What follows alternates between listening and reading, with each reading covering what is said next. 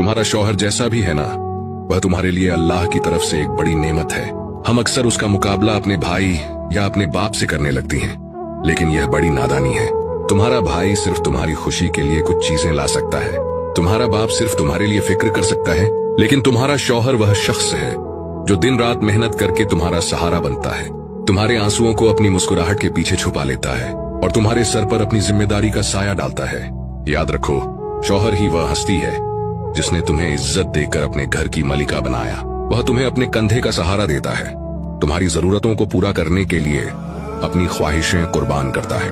इसलिए बीवी का फर्ज है कि वह अपने शौहर को भाई और बाप से बढ़कर समझे, क्योंकि वही तुम्हारे साथ जिंदगी के हर मोड़ पर खड़ा है। तुम्हारी मुस्कुराहट के पीछे उसकी कुर्बानियां छुपी होती हैं। कभी यह मत कहो कि मेरा शौहर कुछ नहीं, हमेशा यह सोचो कि मेरा शौहर मेरी दुनिया की सबसे बड़ी ताकत है। अगर ये बातें आपके दिल को लगी हैं तो लाइक जरूर करें।